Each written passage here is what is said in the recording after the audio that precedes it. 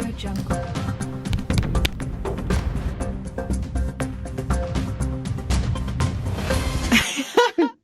Tak segampang itu. Uno, K.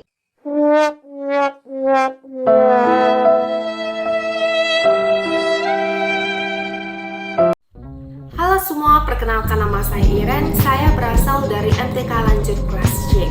Dan pada kesempatan kali ini, saya akan mengajar teman-teman dan guru mengenai distribusi normal.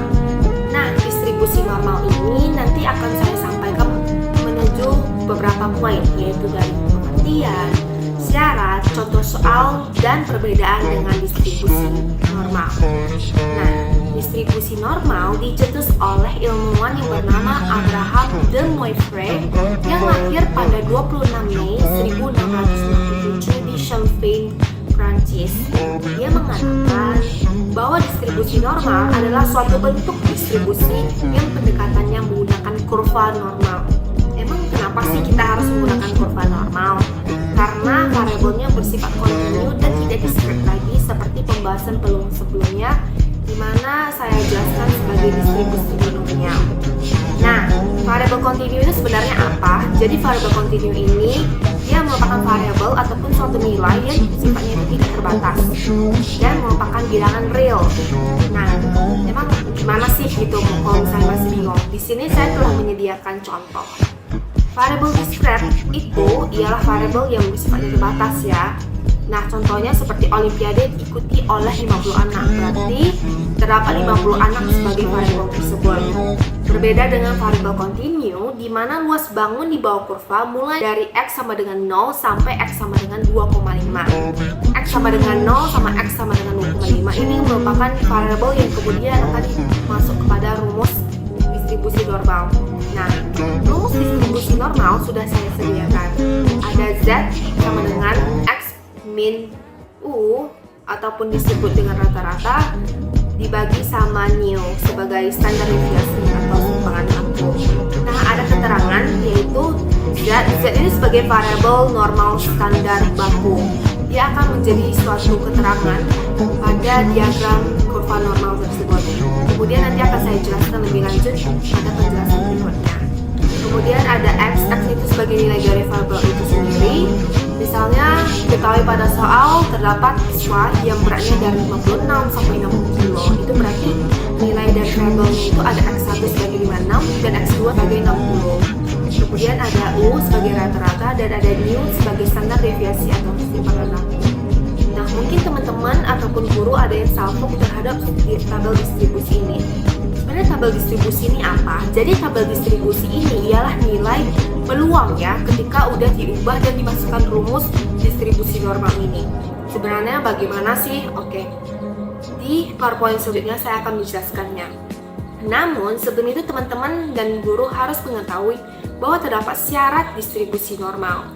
Nah, kenapa kita bikin syarat ataupun karakteristik distribusi normal? Supaya nanti ketika diberi soal, kita mampu membedakan distribusi normal dan distribusi binomial. Bagaimana sih penggunaan rumus yang tepat pada kondisi soal yang berbeda? Pertama, karakteristik yang dimiliki distribusi normal yaitu teori distribusi dengan nilai min, median, dan modus itu sama ataupun unimodal. Nah, kurva distribusi ini bersifat simetris dengan bentuk lonceng atau bell curve. Nah, artinya di sini itu nanti ini ada yang namanya satu garis ataupun sumber X yang nanti kemudian diikuti oleh bentuk lonceng. Nah, itulah artinya dari teori distribusi dengan nilai min, median maupun modus. Karena dia akhirnya akan membentuk suatu bentuk lonceng.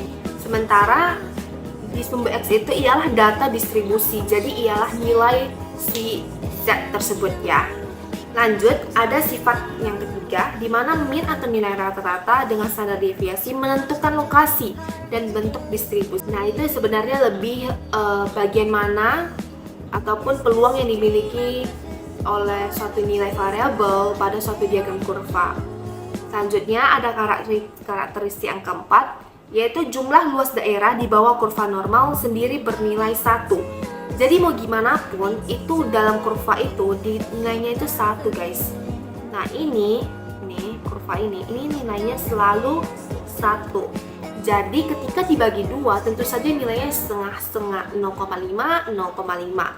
Sama seperti ketika kita ingin memakan suatu nasi dan melakukan diet, tentu saja kita memakan setengah porsi. Nah, setengah porsi itu ialah nilainya 0,5. Kemudian sifat yang terakhir ialah dalam kurva distribusi disimpulkan juga jika setengah data populasi kemudian akan memiliki nilai yang kurang dari angka rata-rata. Sementara sebagian lagi memiliki nilai yang jauh lebih besar. Oke, kemudian kita akan lanjut ke contoh soal. Dari 200 peserta yang mengikuti ujian matematika di suatu sekolah memiliki rata-rata skor dengan 60 dan simpangan bakunya ialah 10. Jika distribusi skornya normal, maka tentukan persentase peserta didik yang mendapat A jika nilainya ialah lebih dari sama dengan 80. Oke, rata yang disimpulkan sebagai ini yaitu 60. Kemudian ada new itu nilainya 10 ataupun sebagai simpangan baku, dan jumlah X-nya sama dengan 80. Kenapa 80? Karena diketahui pada soal dan yang ditanya pada soal itu adalah 80. Sedangkan untuk 200 orang ini ialah total pesertanya. Nah, kalau kita ingat kembali rumusnya, ada yang namanya Z X min rata-rata dibagi mu. Nah, X-nya berapa? X-nya ialah 80. Rata-ratanya berapa? 60. Dibagi sama yang simpangan baku yaitu 10. Berarti 20 dibagi 10. Nah, 20 dibagi 10 itu nilainya 2. Itu sebagai Z. Nah, ketika kita gambar ke kurva, berarti yang nilai tengah ini ialah nilainya 0, teman-teman. Nah, bagaimana dengan nilai Z? Z itu kan nilainya di sini positif 2, berarti dia berada di bagian kanan. Nah, berarti kita harus mengubahnya dari 0 ke 2 itu berapa sih nilai peluangnya. Di sini saya sudah tampilkan tabel distribusi normalnya. Sebelum itu kan saya belum jelasin nih bagaimana kita menggunakan tabel.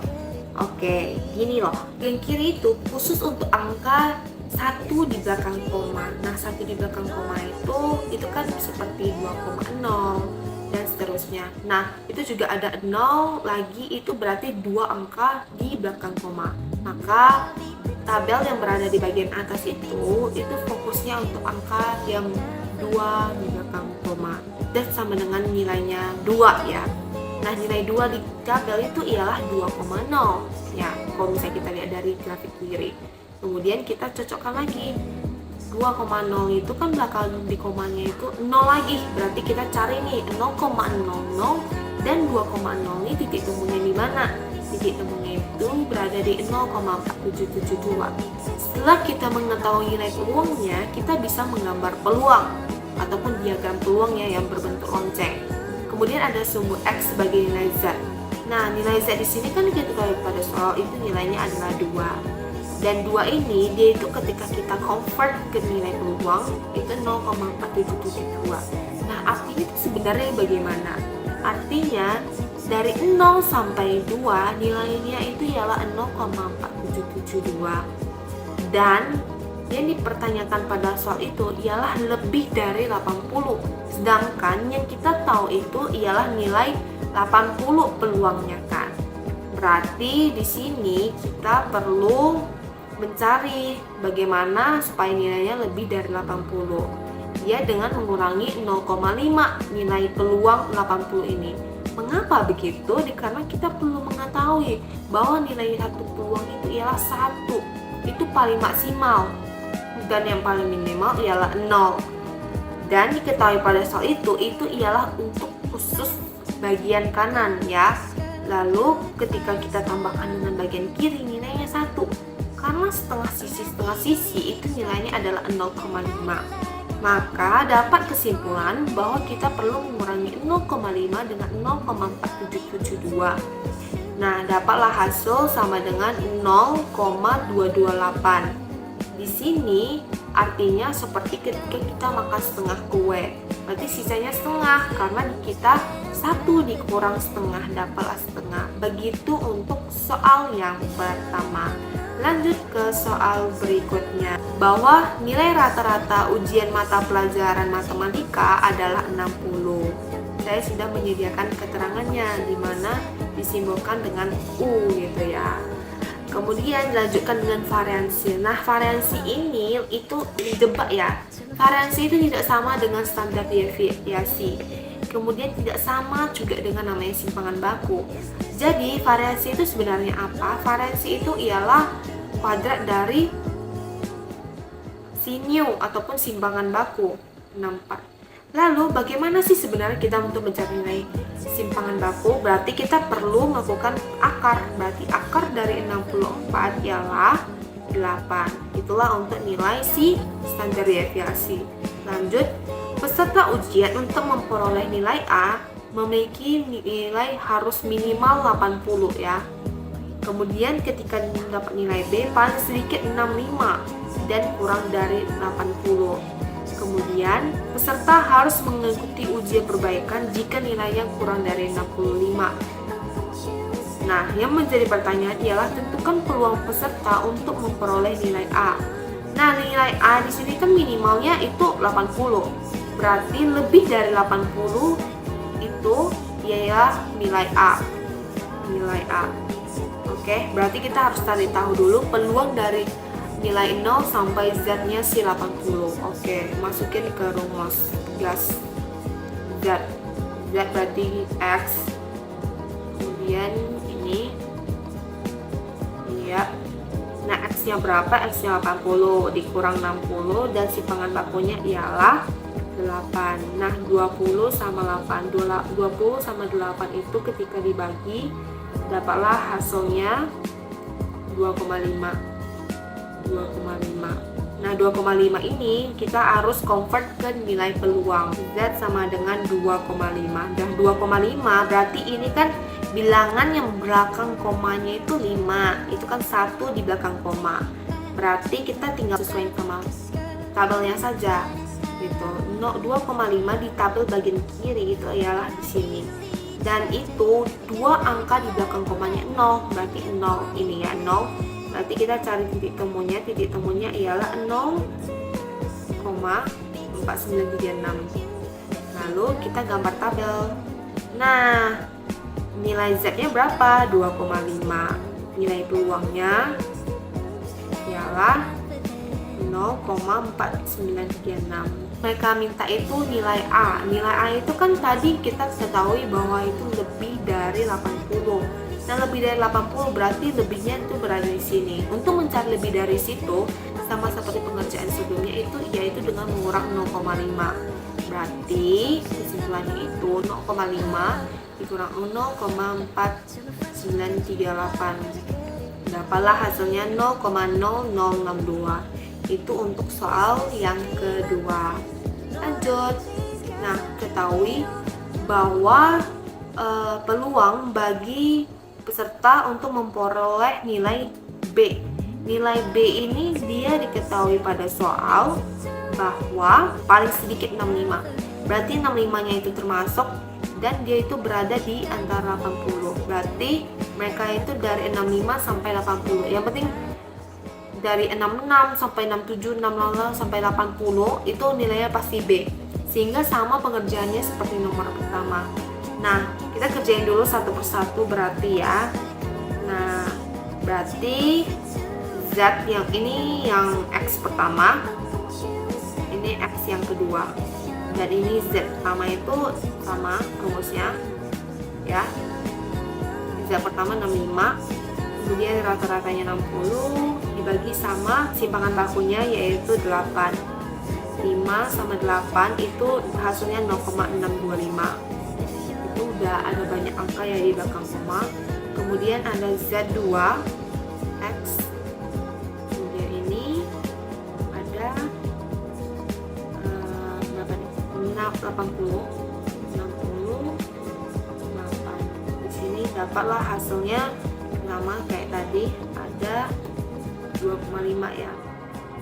Nah, berarti ini Z2. Sehingga di sini kita mendapatkan sebuah kesimpulan 0,625. Ya. Kalau misalnya kita udah ada di tabel, kita bisa melakukan pembulatan, berarti 0,63. Kemudian Z2 nya itu ialah 0,5. Di sini jangan lupa kita melakukan pengubahan ke nilai peluang. Nah, satu angka di belakang koma 0,6. 0,6 di mana? 0,6. Satu angka, dua angka di belakang koma 3. Berarti 3 ini ya. Cari titik temunya. Oke, berarti 0,2357. Kemudian ada 2,5. 2,5 di sini udah ada langsung gitu ya. Berarti kita cari aja langsung atau tulis aja langsung kita 0,4938. Kemudian kita gambar diagram seperti biasa. Iya. Berarti di sini untuk nilai Z-nya ini ada 0,63 dan 2,5. Ternyata terdapat perbedaan diagram sama soal sebelumnya ya. Tadi soal sebelumnya itu kan nilainya negatif ya, dia berada di sini. Nah, yang ini dia itu berada pada satu sisi yang sama. Tadi dia ada dua variabel yang berbeda, sisinya berbeda. Kok yang ini sama. Nah, bagaimana cara kita mencarinya? Ya berarti kita mencari tahu dulu. Kita ngertiin dulu nih pamannya gimana. Ini 0 sampai 0,63 ini nilainya itu ialah 0,2357 dan 0 sampai 2,5 itu ialah nilainya 0,4938. Sedangkan yang dipertanyakan itu ialah nilai dari ini sampai sini. Berarti cara untuk mencarinya ialah dengan melakukan pengurangan peluang. Pengurangan peluang di sini ya. Berarti seperti ini ya, teman-teman. 0,4938 dan 0,2357 dilakukan pengurangan, dapatlah hasilnya 0,2581. Itulah hasilnya. Kenapa begitu? Istilahnya begini. Misalnya saya berjalan sebanyak 5 km. Saya Iren berjalan sebanyak 5 km. Kemudian ada teman saya yang namanya Valen ya. Dia jalannya 10 km. Berarti perbedaan perjalanan kami itu ialah dengan melakukan pengurangan. Untuk mencari jarak kita melakukan pengurangan, yaitu sebanyak 5 km. Sama pengertiannya dengan pengerjaan ini. Ya. Di sini kita mengetahui kalau misalnya 0 ini ialah jarak yang pertama, orang pertama, ini ialah jarak orang kedua. Lalu untuk mencari perbedaan jaraknya, itu kita melakukan pengurangan seperti itu. Itulah untuk jawaban soal yang ini. Lanjut ke soal nomor 3. Diketahui skor IQ dari 600 calon mahasiswa di sebuah universitas berdistribusi normal dengan rata-rata 115. Langsung aja kita bikin keterangannya 115. Kemudian dengan standar deviasi, bukan variasi ya teman-teman. Nah, standar deviasi dengan simbol seperti ini ialah 12. Nah, jika perguruan tinggi membutuhkan skor IQ minimal 95, berarti skor ataupun Z atau X-nya yaitu 95. Yang dipertanyakan ialah ditentukan berapa banyak peserta didik yang akan ditolak atas dasar ini. Artinya, kan ini tadi perguruan tinggi membutuhkan skor IQ minimal 95. Berarti di bawah 95 ini dia itu tidak lulus untuk mengikuti perguruan tinggi ini ataupun tidak lulus untuk masuk ke perguruan tinggi. Oke, tapi sebelum itu kita harus cari tahu dulu peluang dari 0 sampai Z-nya si 95 dengan rumus yang sama sih. Nah, Z sama dengan X ini, oke.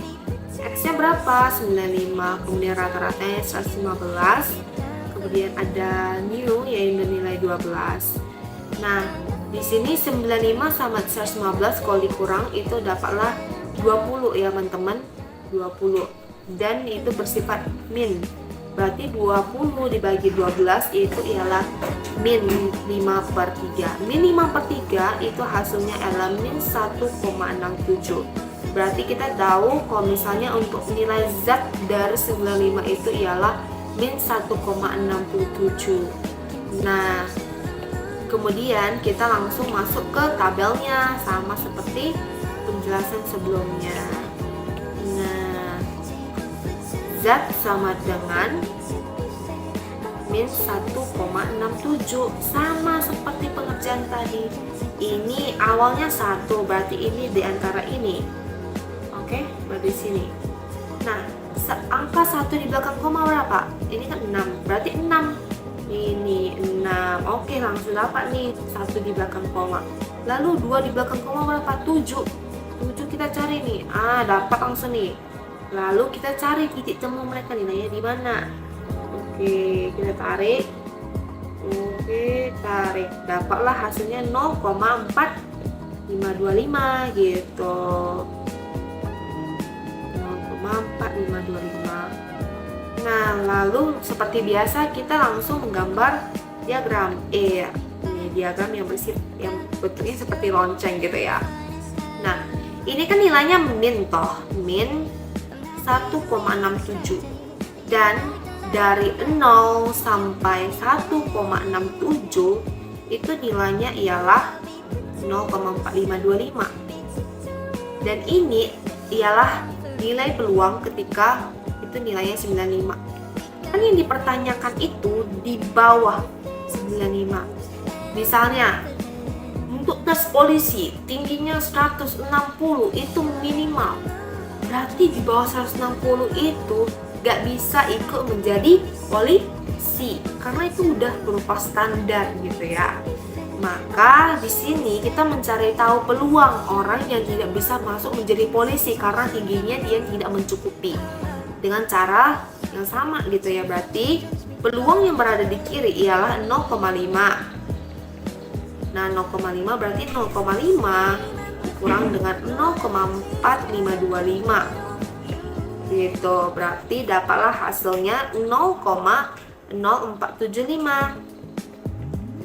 Tapi yang dipertanyakan itu ialah berapa banyak orang.